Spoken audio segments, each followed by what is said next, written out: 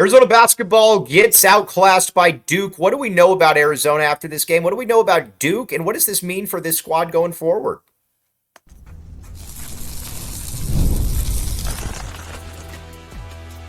You are Locked On Wildcats, your daily podcast on the Arizona Wildcats. Part of the Locked On Podcast Network, your team every day.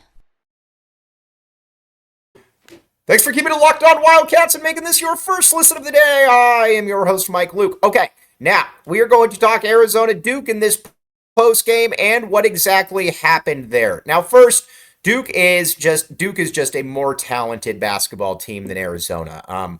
You could tell that very, very quickly. Now, everybody knows about Cooper Flagg, but Duke's big man is definitely better than anybody Arizona has. You can tell by watching him on for just a minute, just even in warmups, that he just moves differently. He plays differently. Guy's an absolute stud. Con Knipple, obviously a problem. And even their guards, who aren't really great NBA prospects per se, are still really, really good. You look at it and from an Arizona perspective, I don't know exactly who would be, Jaden Bradley would start. We're going to get to Jaden Bradley in just a second. But there's also some points here, too, where you're like, all right, well, I don't know how many other guys would start. Maybe KJ. But a big Duke just has more talent. And when I say that Duke just has more talent, they just have more talent. Their margin for error is definitely bigger than Arizona's. And not only is it bigger than Arizona's, again, that's just a more talented team. I was talking with Kyle Dodd a little bit earlier today about because ASU lost by 10,000 points to Duke, and he's like, man, if there's a more talented team in the country, I'd like to see it. Now, that being said, Arizona could have absolutely won this game if they played well. Arizona did not play good basketball, and the big thing that I think we need to talk about right now is Caleb Love. Now, listen, I like Caleb Love, but right now his confidence is broke. There's no other way around it. He is not in a good spot. Not only is he not in a good spot, he's in a spot where you just kind of tell that he is not in a, he's just not feeling it. And what I've been saying about Caleb Love from day one is that he has to be somebody that attacks the basket when the shot isn't falling. Again, I know that he's not a great, a great finisher, but he can get past his guy. He can get his hip past somebody, and then you can get into the lane. You got to do stuff, because if you're just relegated to just being a shooter, and if the shot isn't falling, then you're not going to be good enough. That's not something that Arizona's going to be able to sustain. So they've got to be able to figure it out. And not only do they have to be able to figure it out, they have to be able to get him in a spot where his confidence is back. I mean, this was a guy that was an All-American last year. Not only was he an All-American, he was the Conference Player of the Year. We know that he can play good basketball, and so. That's, to me, is the part that I think is a little bit frustrating from an Arizona perspective, is that the one thing that you never really worried about with him was his confidence. And I think we're at the point now where you've obviously got some real confidence issues with him, and he's got to be able to figure that out. That's on Tommy Lloyd. Tommy Lloyd talked about it as well, that he's got to be able to figure that one out, and I got confidence that they will be able to figure that one out. Now, up front, Arizona's big men were just a step slow. That's really the best way that I could put it. Krivas is... Listen, I think Krivas has potential, but right now the game's just a little too fast for him. You could say that, maybe he's going to get back in shape. That's fine. But he was going against a top 5, top 7 pick. And I think that, one guy looked like a top 5 pick, top 5, 10 pick. The other guy didn't. So that is what it is. So you got to get more there. And then the other big man, Henry is okay. Tobe wasn't great by any means. The big man up front just kind of got pushed around. And I think something that was also very concerning, if you're an Arizona fan, is that this is a team that should be good on the offensive glass. Everything was a one and done for Arizona, and not only was everything a one and done, it was also a situation where you're like, I don't know that if you're Arizona were to play them 10 times, that they would win many of those games. Now, there are a couple bright spots here. And we're going to get to that well, let's talk about it now. Jaden Bradley. Jaden Bradley is the first really good point guard that Tommy Lloyd has had during his tenure here at the U of A. He's a difference maker that you can tell that everything matters to him. Basically, with Kirk Kriisa, you knew that Kirk Kriisa was far more interested in talking, and Kylan Boswell was far more interested in doing other things. I mean, they weren't professionals there. You watch Jaden Bradley, everything he does from finishing around the basket to heck, his three-point shot is much, much better now. And I'm happy for the kid. He's a difference maker. I think he's going to be an all-conference performer, and he's somebody that Arizona is going to have, to be able to keep him in games. But you got to be able to get more than just Jaden Bradley. I think at this point, we know we know what you can get from him. But KJ Lewis, another guy. I need KJ Lewis to attack more. I need him to be more aggressive.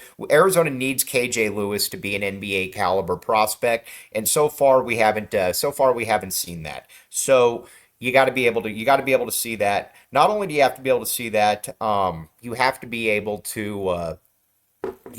to see him be a difference maker. And so far, you haven't seen him be that. I'm optimistic on that. With Trey Townsend, another guy, Trey Townsend got to play better. Listen, we've seen Trey Townsend. Now, again, he's kind of limited, obviously.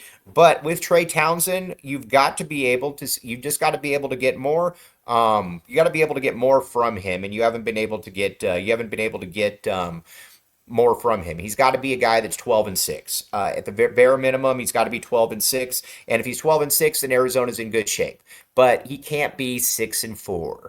And he's got to be a difference maker, and that just wasn't the case. Now, I will say again, and I'm going to keep saying this, I will say this, that this is a team though that I think is going to get significantly better. You got a lot of moving parts here. You've got the Battle of Atlantis. We're going to talk about the Battle of Atlantis in a second and what that means, or Battle for Atlantis and what that means. But first,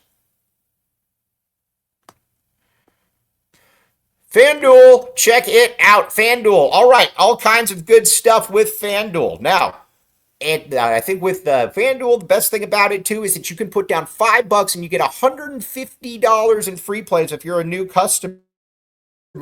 And that's pretty good time right now. You've got Arizona basketball. Heck, you still got Arizona football. You've got the NBA. You got the NFL. Check it out at FanDuel.com.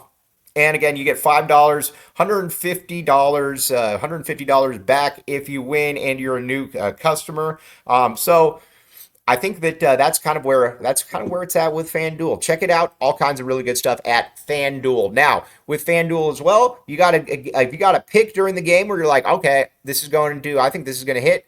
Do it. Check it out, FanDuel.com.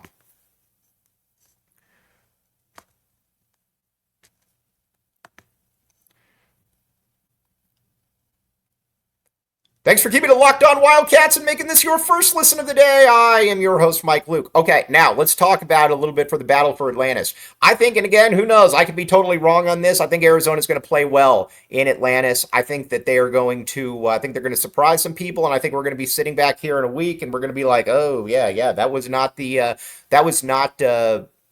a huge issue for Arizona. I think they're going to play well. They got Davidson that first game, then you got Oklahoma or Providence, and then you got hopefully Gonzaga. I think Arizona's going to play well in that game, or play well in that, because again, they've got the pieces, they've got the talent. Again, it's not like you got 4 lottery picks on the team, but you've got talent. And speaking of lottery picks and talent, one thing you got to be able to do is you got to get Carter Bryant more. You got to get Carter Bryant more minutes at this stage. I think that's very clear that Anthony Del Orso was a miss.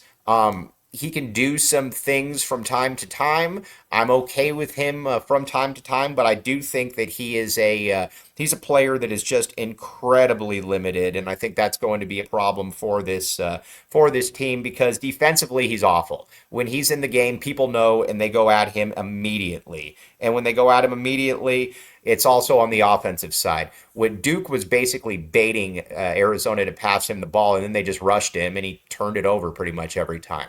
I don't know that you can really play ADO. He is a little bit, like I said, that's a little bit of a problem for me. You got to fast track Carter Bryant. You got to give Carter Bryant those minutes, and I think you got to get Carter Bryant those minutes now. You got to be able to get him ready. You need Carter Bryant to basically be a sophomore by the end of the season. You watch Carter Bryant, and not only do you watch Carter Bryant, you've got to be able to see somebody that is an NBA player. Carter Bryant's an NBA player. He can shoot the three. He can finish. He can do a lot of things. And I think at some point he's going to have to play 25, 27 minutes per game. And I think, you got to be able to fast track that. Now, there's some other guys as well. But overall, I'm not going to push the panic button yet on this, because I think that Arizona is going to play well in Atlantis. If Arizona plays well in Atlantis, then we're not worrying about any of this stuff. But again, with Duke, I know what I saw there, and that was the most physically talented team in the country. That was a team that is, we'll see how it plays out for them, but that team is loaded. And Cooper Flagg is legit. I'm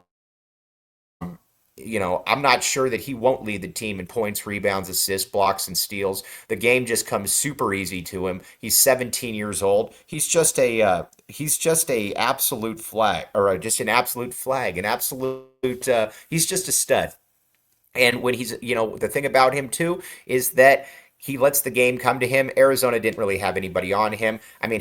Carter Bryant, I think, is going to get there at some point, but there were just times when he was just kind of pushing Carter out of the way at scoring. But again, a guy that I'm going to keep coming back to is Trey Townsend. I got to get more out of Trey Townsend. You brought him in to be somewhat of a difference maker. He hasn't really been a difference maker to this point outside of that first exhibition game. That was something that I think you got to look at and be like, all right, well, you got to be able to get rebounds at the very least. You got to be able to finish around the hoop. You got to be stronger. But there's an upside though with these guys that they haven't reached yet. When it comes to Mount Crevis, when it comes to Trey Townsend, when it comes to Awaka, etc., I think you're going to see that. And again, maybe I'm being pie in the sky, but I'm far from giving up on this team. Again, it's 4 games in. And keep in mind, too, this is also the guy that everybody was talking about. We're tired of just, winning a ton of games in November and then come March, flaming out in the Sweet 16.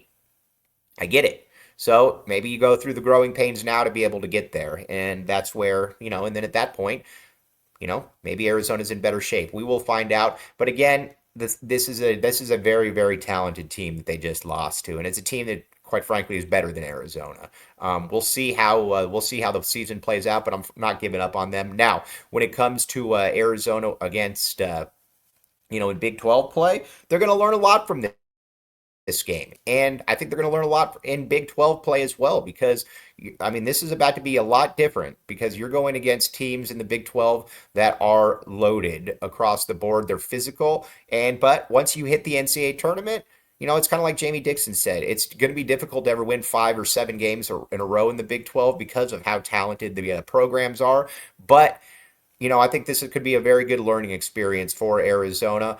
But the big thing is they got to get Caleb Love going. You got to get Caleb Love going. If you don't get him going, then this season's over before it started. But I do have a lot of faith they'll be able to get Caleb Love going, and I do think that you still have to be able to get him to go to the basket. That is going to be something I'm going to keep harping on. You might say, well, he's not a great finisher around the hoop. Fair enough. Whatever the case may be, you've got to be able to have him figure out ways that he can engage, that he can be better when when the chips are down, and I think they'll get there. But not pushing the panic button yet on this one. We will find out though. But like I said, I expect Arizona to play really, really well in Atlantis. We will find out though. Now, tomorrow we're going to be having Arizona football post-game show. Arizona against TCU. The outcome. What does that mean for everybody? Because in games like this, it could be a bigger outcome than people actually think.